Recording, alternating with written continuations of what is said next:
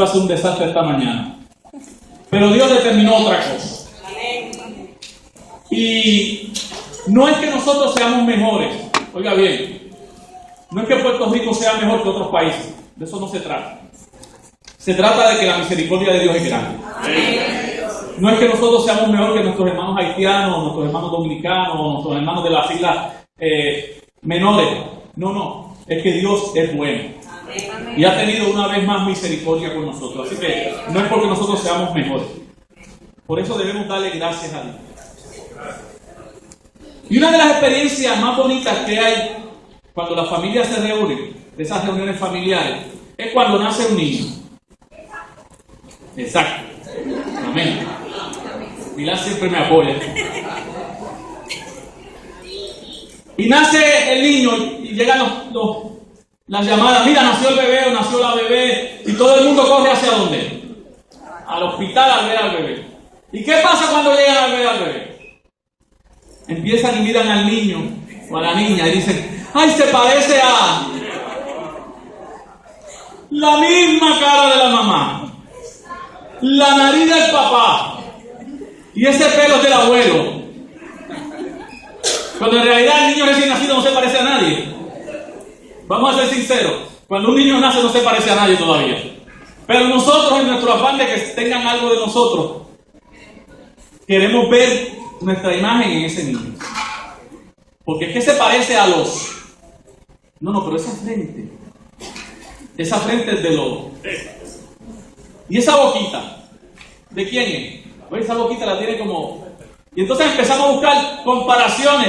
Usted sabe muy bien que todavía el niño o la niña no tiene que los rasgos definidos y que tardará unos cuantos meses en que esos rasgos se definan bien, cuando usted podrá decir se parece a...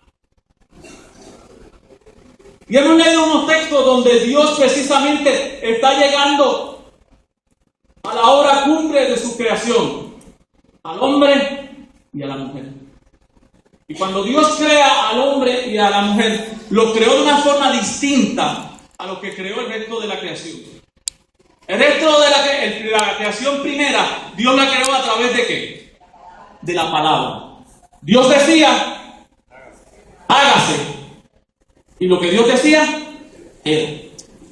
Pero cuando llegó el momento de crear al ser humano, Dios no habló. ¿Qué hizo Dios? ¿Qué hizo Dios?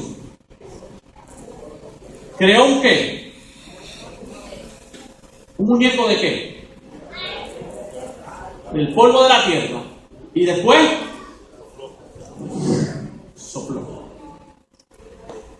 La creación del ser humano es distinta al resto de las criaturas. Porque Dios en el ser humano puso algo que no puso en el resto de la creación. Nosotros somos distintos al resto de la creación. Y parto de este punto porque hoy día la nueva era está influyendo tanto que muchas personas dicen que nosotros y los animales estamos al mismo nivel en términos de importancia en la creación. Y eso es un error. Yo no soy igual que mi perro. No. O que el pajarito que tiene en su jaula, o el pececito que tiene nadando allá en su sala. Yo soy un ser sumamente superior a eso. Usted es superior a su gato, aunque su esposo diga lo contrario. Usted es la creación máxima de Dios. Porque usted fue creado a imagen y semejanza de Dios. Todo ser humano, independientemente de su raza, su nacionalidad, su posición económica, su posición social, su condición física, su condición mental, ha sido creado a la imagen y semejanza de Dios. Todo ser humano. El adicto que está pidiendo en la luz, cuando usted sale de aquí, ese fue creado a imagen y semejanza de Dios. La muchacha que vende su cuerpo por las noches en una esquina, fue creada a imagen y semejanza de Dios. La persona que está recluida en una clínica de enfermos mentales fue creada a imagen y semejanza de Dios. Todo ser humano fue creado a imagen y semejanza de Dios. Lo que nos dice que todo ser humano tiene una dignidad innata, inherente, que es parte de sí misma y que nadie se la puede quitar. Por lo tanto, todo ser humano, independientemente de su condición, merece respeto. Y nosotros como cristianos debemos en esta mañana recordar que fuimos creados a imagen y semejanza de Dios. Que no importa mi condición física, mi condición económica, mi condición de salud, en mí hay algo que dice que yo fui creado por Dios. ¿Y en qué se diferencia entonces el hombre de la criatura? ¿Cuál es? ¿Cómo vemos nosotros que Dios puso en nosotros algo que en ellos no puso? Bueno, Dios puso en nosotros la capacidad de razonar. Los animales no razonan. Los animales actúan por medio de ¿qué? Del instinto. Esos monitos que usted ve en los circos que hacen 1000 cosas, o aparentemente hacen 1000 cosas, simplemente hacen lo que el entrenador le enseña a hacer. Pero ellos no crean nada. Ellos no razonan. Si en esta mañana usted le dice a un niño de 5 años, mira, ve al carro, toma la llave, ábrelo, y en el baúl del carro hay un destornillador rojo grande que tiene 4 puntitas. Ese niño puede que nunca en la vida haya visto el destornillador grande rojo que tiene 4 puntitas. Pero con las instrucciones que usted le da, el niño ¿qué? Razona. Coge la llave de su carro y vélelo bien, que no lo vaya a prender, pero que vaya directamente allá. Abre el baúl del carro y entre las herramientas él busca un destornillador rojo que tiene 4 puntitas. Porque él tiene la capacidad de ¿qué? De razonar. Dígale a su perro que busque el destornillador rojo con 4 puntitas que nunca ha visto. Ellos no razonan, ellos actúan por medio del instinto. Esa capacidad de raciocinio solamente la tenemos los seres humanos. En eso nos parecemos a Dios, porque Dios razona. Distinguir entre lo bueno y lo malo. Esa capacidad ética de distinguir entre lo bueno y lo malo es solamente ¿qué? Nuestra. Nosotros sabemos qué es bueno y qué es malo. Para los animales no existe tal cosa como bueno y malo. Usted los adiestra. Si el perrito hace sus cositas donde no debe, se le da con el periódico.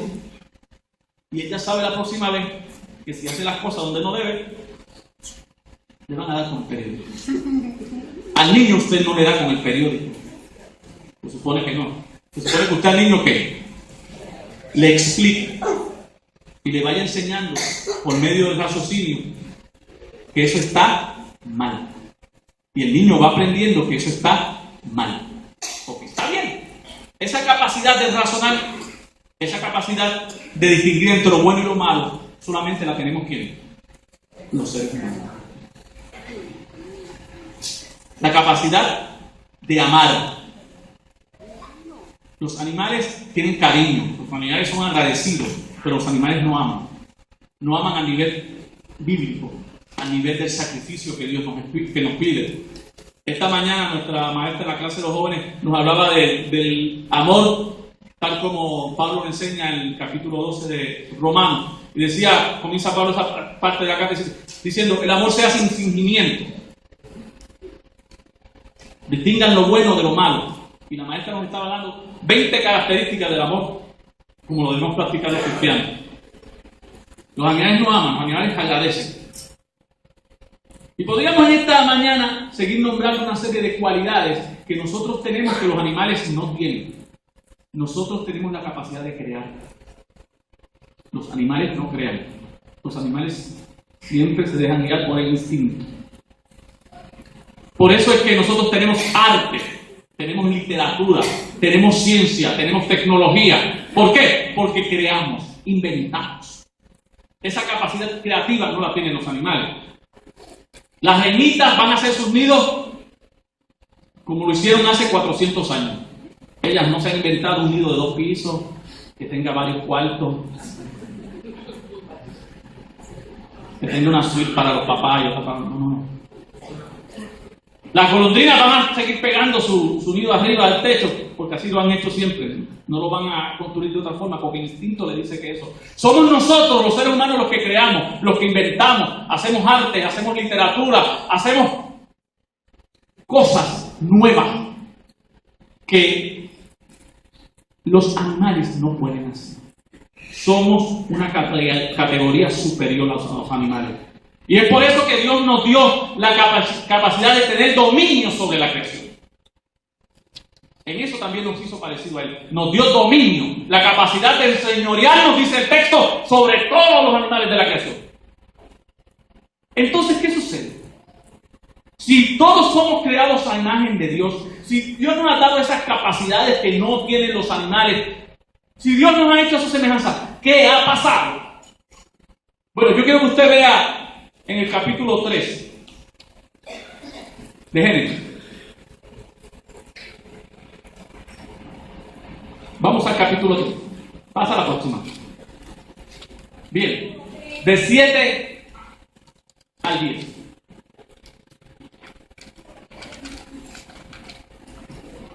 ¿Lo tienen?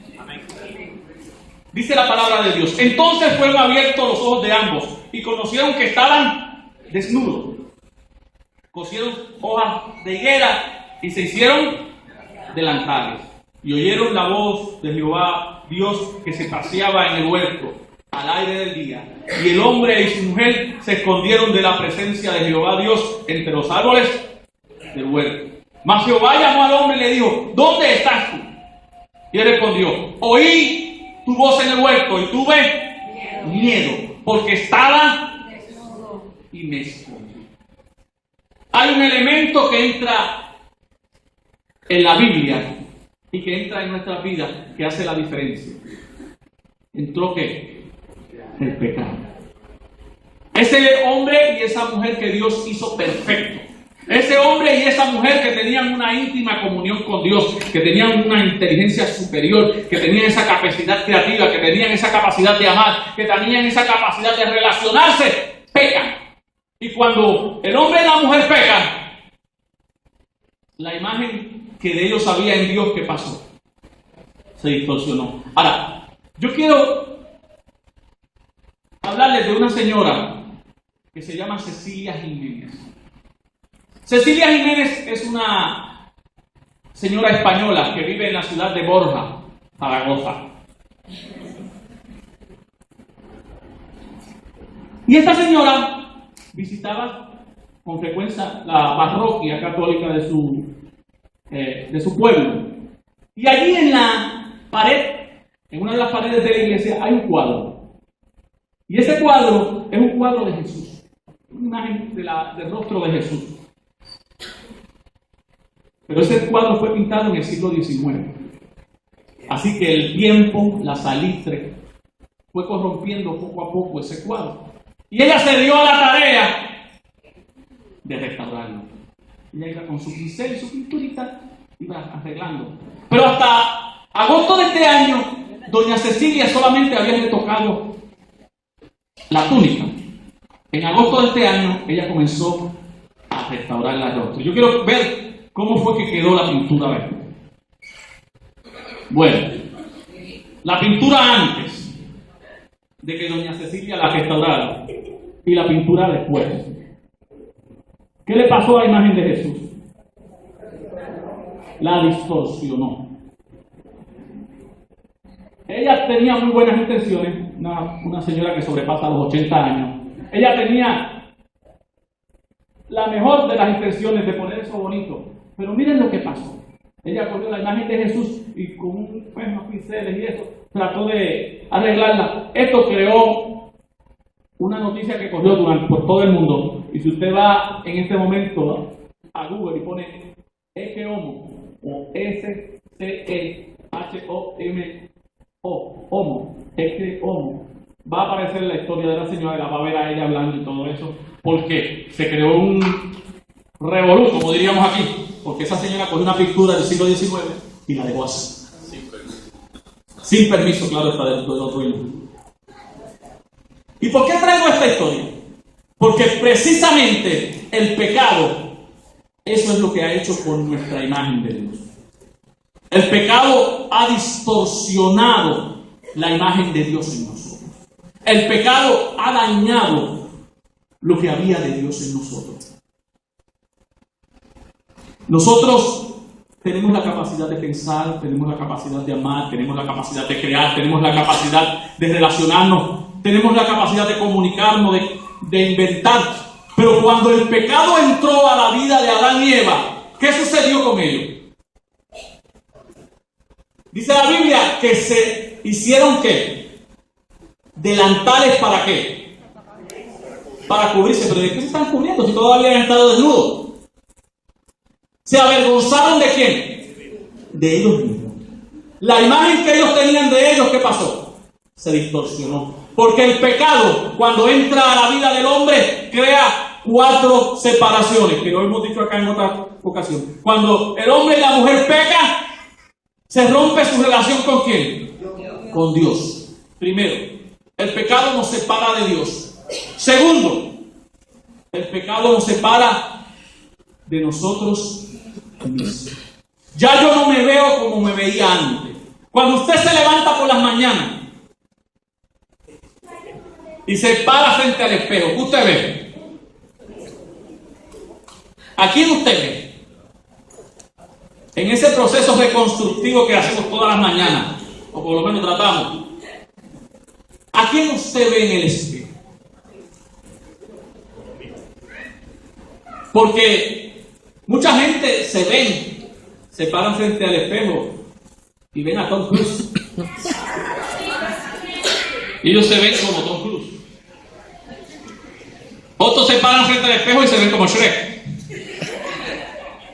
Otros se paran al espejo y simplemente no ven nada. Sí. Ya. ¿Por qué? Porque tenemos imágenes distorsionadas de lo que somos nosotros. El pecado distorsiona aún la forma en que yo me veo a mí mismo. Y el pecado hace lo que nosotros no pensábamos que podía hacer. El pecado toma la vida de un hombre y de una mujer y la lleva a niveles que nunca sospechó llegaría. ¿Cuántas veces usted escucha en los reportajes de televisión que entrevistan a la persona que cometió un crimen y dice, yo no quería hacerlo? Fue un acto de locura, fueron las emociones.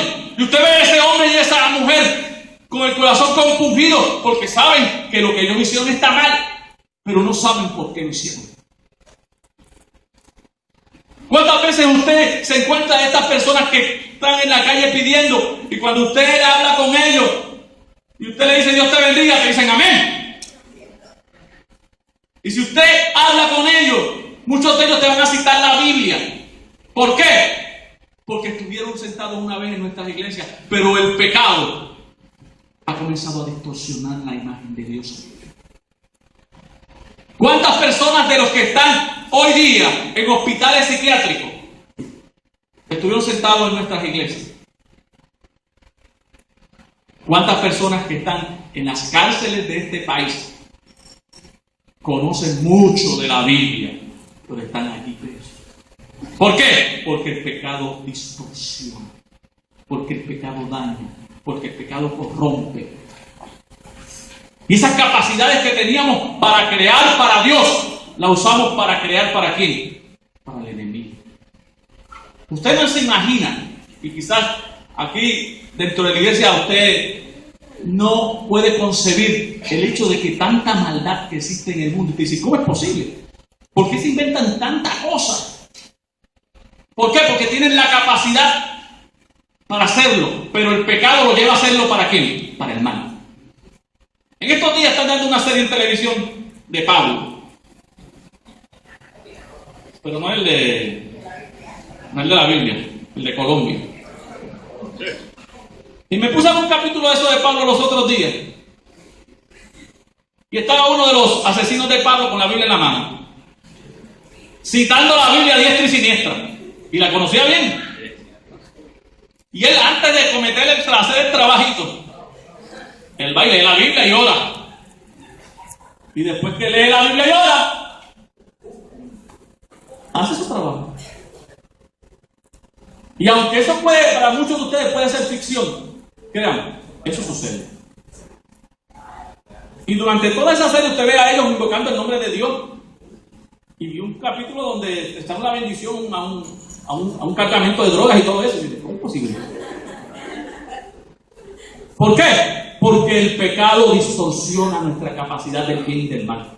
Por eso Pablo dice que estamos viviendo momentos en que a lo bueno se le llama malo y a lo malo bueno, porque el pecado ha distorsionado la imagen de Dios en la humanidad.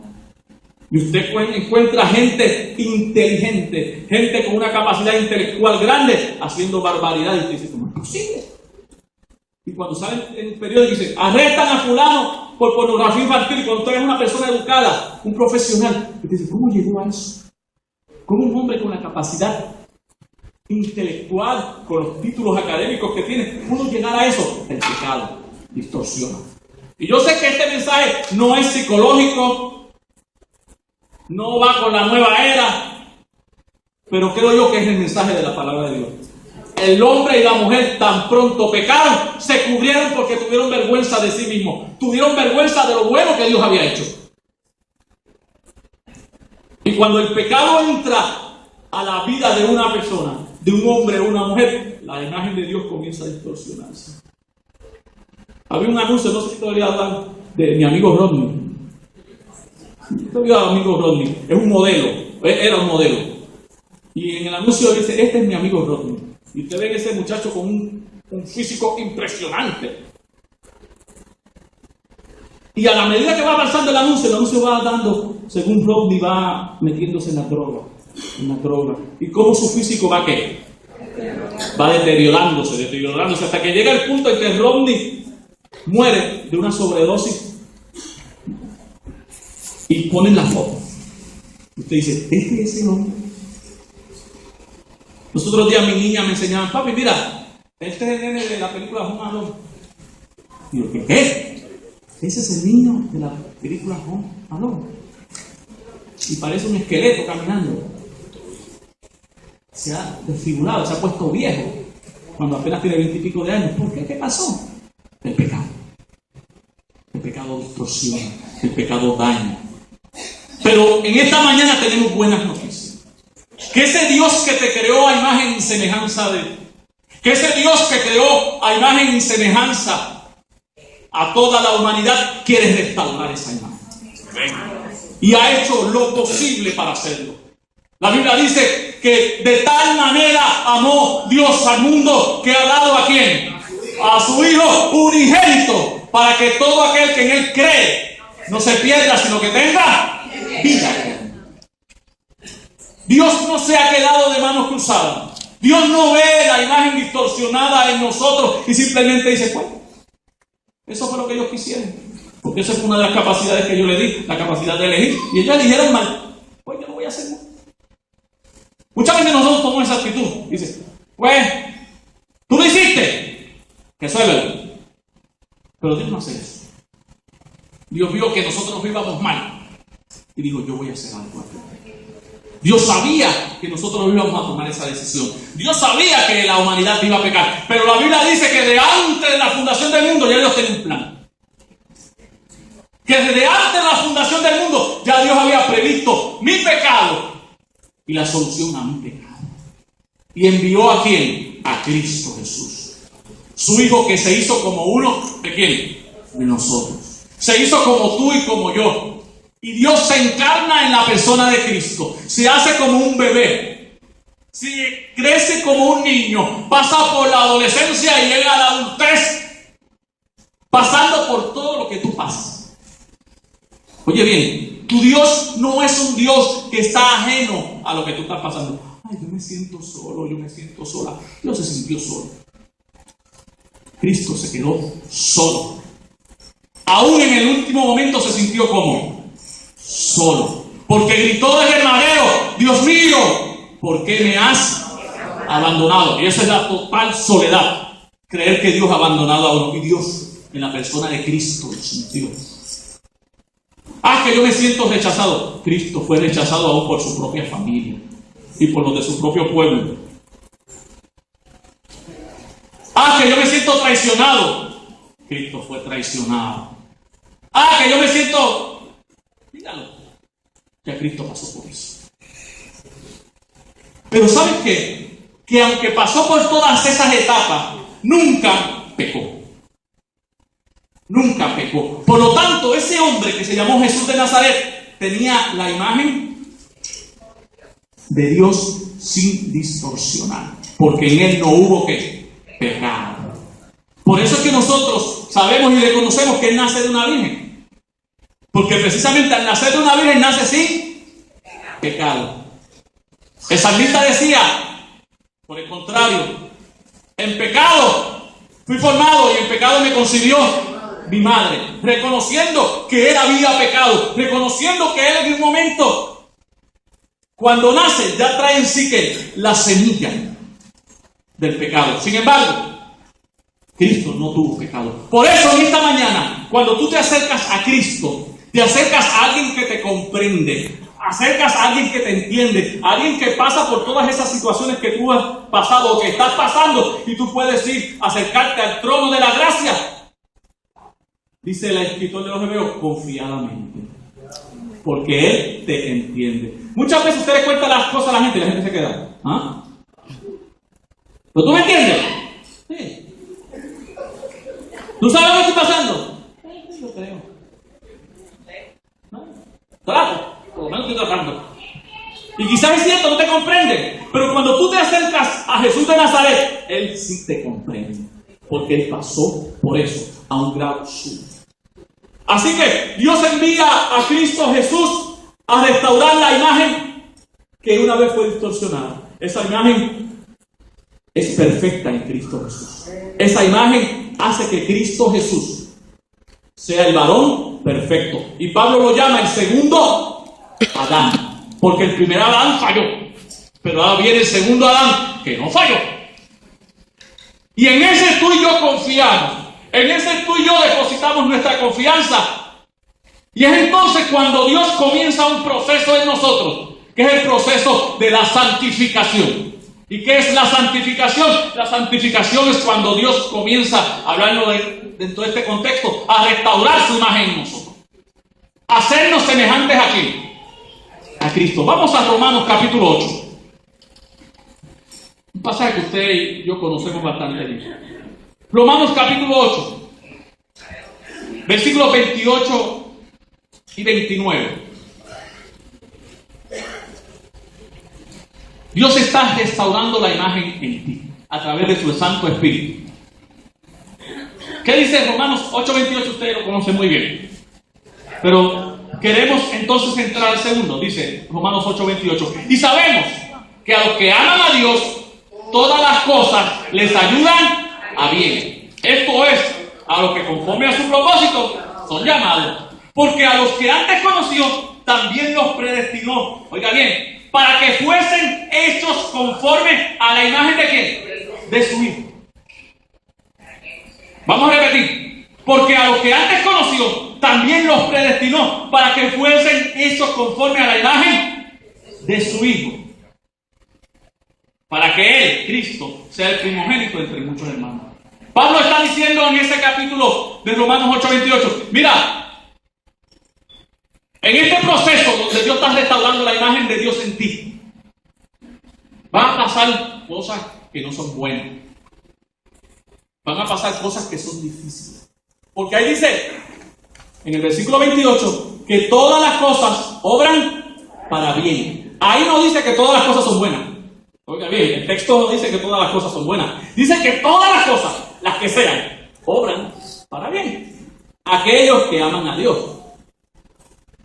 Entonces, Dios está restaurando la imagen suya en mí y en ti. Dios está creando en ti su imagen. Está restaurándola para que tú te parezcas cada día más a ¿quién? A Cristo. Hay un himno que dice ser como Cristo. Dice el himno. O sea, yo cada día tengo que parecerme más a ¿quién? A Jesús. ¿A quién se quiere parecer usted? No, yo quiero ser como el hermano fulano de tal. No, que yo quiero ser como fulano. No, que yo quiero ser como... Mire, nuestro modelo se llama Jesucristo. Yo quiero ser como Cristo. Y eso es lo que hace el Espíritu Santo en nuestra vida. Va transformándonos, cambiando nuestra imagen, de manera tal que cada día usted y yo nos parezcamos a Cristo. Ahora, ¿ese proceso es fácil? No. Ese proceso no es fácil. ¿Por qué ese proceso no es fácil?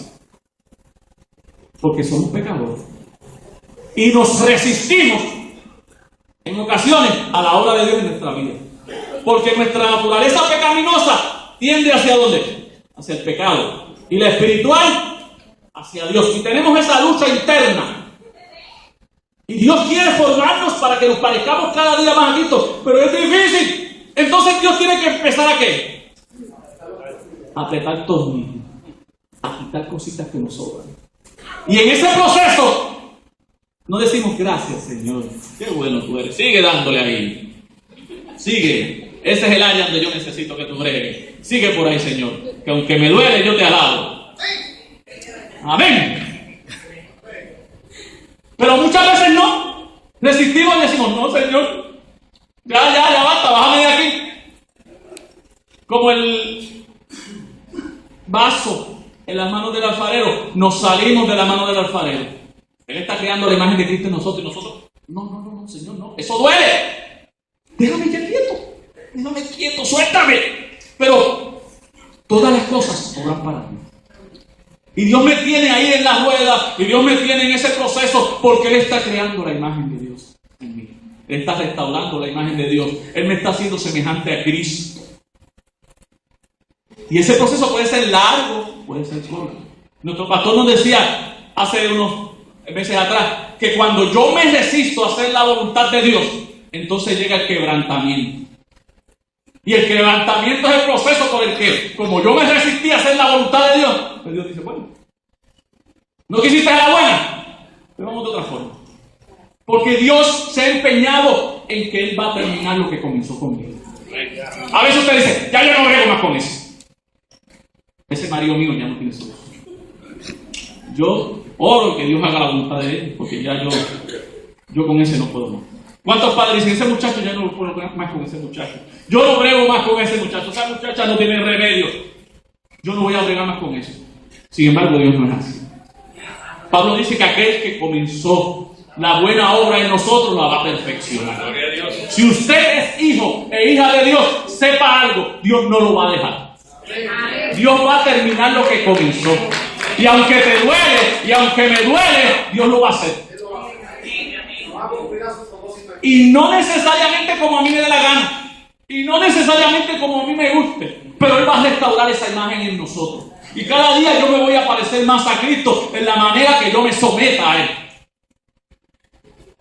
Y ese proceso duele. Y ese proceso es a veces agotador.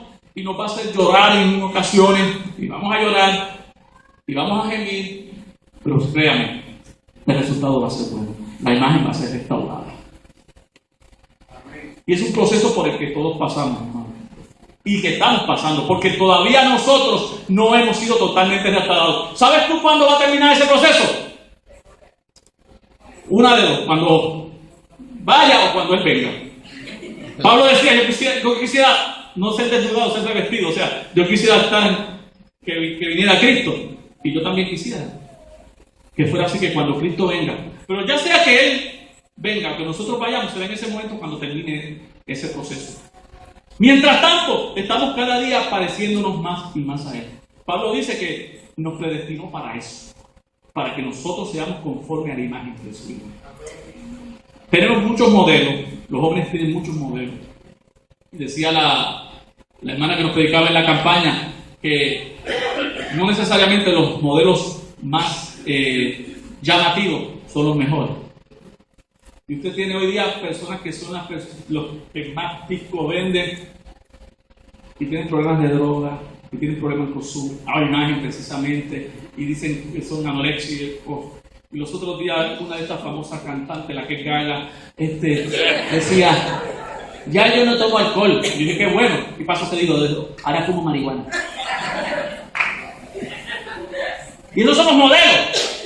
De eso estamos hablando, de modelos. Y son los modelos que tienen nuestros jóvenes. Y son los modelos que van a imitar. Por eso, nosotros los adultos tenemos que ser modelos. Papá y mamá somos los modelos. Abuelo, abuela somos los modelos. Tío, tía somos los modelos. Nosotros somos los más cercanos que ellos tienen de la imagen de Dios. Y si yo no permito a Dios obrar en mi vida, y si yo no dejo que Dios cambie esas cosas que tiene que cambiar, esas áreas donde tiene que trabajar, ellos van a tener malos modelos. Entonces se van a ir a buscar allá donde la gaga, o donde la otra, donde el fulano, donde el sultano, que tienen una imagen totalmente distorsionada de lo que es realmente ser hombre o ser mujer, y van a tomar esos modelos. Dios está llamándome a que yo permita que Él haga esa obra, a que yo ceda mi voluntad, a que yo le ponga mis armas ya y le diga: Señor, aquí está mi vida. Hay áreas en mi vida en las que yo no puedo bregar. Hay áreas en mi vida donde, por el transcurso de los años, el pecado se ha ido acumulando y ha quedado fortalezas en mi vida. Pero yo sirvo a un Dios que es más poderoso que el pecado. Y el Espíritu Santo puede cambiar esas áreas. Donde yo no puedo bregar, donde yo no tengo la capacidad de autocambiarme, Dios lo hace. Y Dios se mete. Mire, aquí todos tenemos esa mano. Diría el adagio popular: aquí el que no tiene dinga, tiene mandinga. Aquí todos nosotros sabemos que de una u otra forma en nuestra vida todavía hay áreas. A veces en el carácter, a veces en las emociones. No sé, usted llena el blanco. Esa área donde todavía la imagen de Dios todavía no ha sido restaurada en mí. A veces usamos la creatividad para crear e inventar cosas que no son conformes a la voluntad de Dios. A veces las emociones las descontrolamos, herimos, dañamos, cuando no nos recordamos que esa persona también fue creada en imagen y semejanza de Dios. Eso es difícil.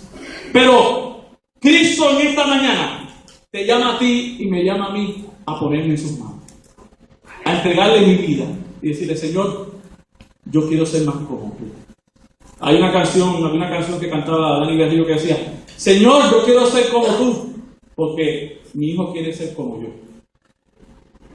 Y precisamente esa debe ser nuestra oración: Señor, yo quiero ser como tú, porque hay algunos que quieran ser como yo.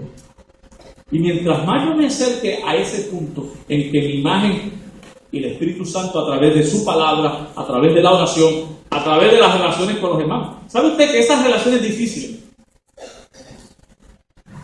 que esa gente que te hace pasar por la salsa y el guayacán, pueden ser instrumentos de Dios?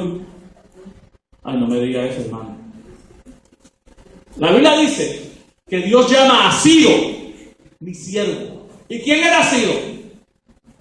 Un rey. ¿Era cristiano? Pagano. Y Dios dice: Ciro mi siervo, porque para sacar al pueblo le va a permitir regresar. Si Dios usó a Ciro, que era un pagano, pues mire, ese pagano que usted tiene en su oficina, o esa pagana que usted tiene en su oficina, Dios la puede estar usando para moldear algo en su carácter. Pero esto es como la escuelita. Hasta que usted no pasa el examen, ¿qué pasa? No va a otro grado. Y a veces nos quedamos en un grado porque nos resistimos. No queremos que Dios bregue en eso. Y es que yo soy así, y así me voy a morir. Porque moro viejo, mal cristiano. Pero no, eso no es bíblico. Eso no es bíblico. Yo tengo que permitir que Dios cambie mi vida. Yo tengo que permitir que Dios transforme. Cada día yo me tengo que ir pareciendo más y más a Él. Porque el mundo, déjeme decirle, el mundo no le importa la Biblia. A la gente que no conoce a Dios no le importa la Biblia. Si predicamos o no predicamos la sana doctrina, ellos no lo saben porque ellos no conocen la Biblia. La única Biblia que ellos leen es ¿a quién? La vida de los cristianos. Esa es la única Biblia que leen impío. Y si esa Biblia está proyectando una imagen distorsionada de Dios, ese es en el Dios que ellos van a pensar que nosotros servimos. A medida que yo me acerco más a Dios, a medida que mi vida se parece más a la de Jesús, a medida que yo me someto a la voluntad de Dios, yo me voy pareciendo más a Cristo. Y el mundo entonces va a decir: verdaderamente, Esos son los judíos. Hace muchos años atrás, estamos hablando de la década de los 40, en una ciudad de Tennessee, una muchacha quedó embarazada. El novio se fue. Así que la muchacha tuvo que tener su bebé ella solita. Pero estamos hablando de la década de los 40, en el sur de los Estados Unidos, una sociedad sumamente conservadora.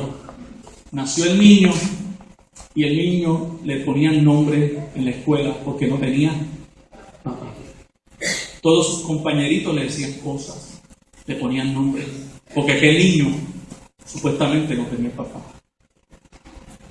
Pero el niño comenzó a asistir a la iglesia del pueblo y comenzó a conocer de Cristo.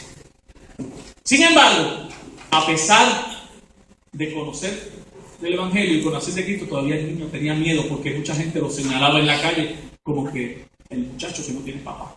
Claro, está un epíteto feo que aquí no vamos a decir.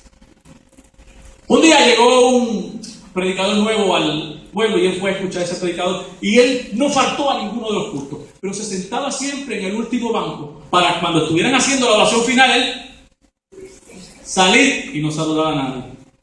Pero un día el niño estaba tan entusiasmado con el servicio que se puso a orar de veras la oración de despedida. Y cuando abrió los ojos, ya la gente estaba saliendo. Así que cuando salió por la puerta se encontró con el predicador de frente.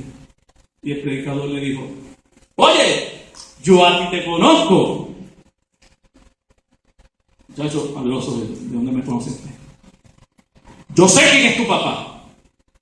Y cuando el predicador le dijo a aquel muchachito: yo sé quién es tu papá, imagínense ustedes las emociones que corrieron por aquella cabecita. El corazón le tembló. Dijo: a este me va a decir lo que me dice todo el mundo. Y el predicador se le quedó mirando bien y dijo: yo sé quién es tu papá. Dios es tu padre. Óyelo bien, Dios es tu padre. Y como tú le entregaste tu vida a Cristo, Él va a seguir contigo siempre. Porque recuérdalo bien, Dios es tu padre. Eso se le quedó en la cabeza de aquel muchacho. Y aquel muchacho llegó a ser 2 veces electo gobernador del estado de Tennessee. ¿Por qué? Porque hubo alguien que le recordó a aquel muchacho que Dios es nuestro Padre y que somos creados a su imagen y semejanza. Que lo que el pecado hace, Cristo lo arregla. Que lo que el pecado distorsiona, Dios lo restaura. Que lo que el pecado daña, Dios lo transforma. Y que lo que Dios hizo ayer, lo puede hacer hoy. Inclinamos nuestras cabezas. Padre bueno, en esta mañana te damos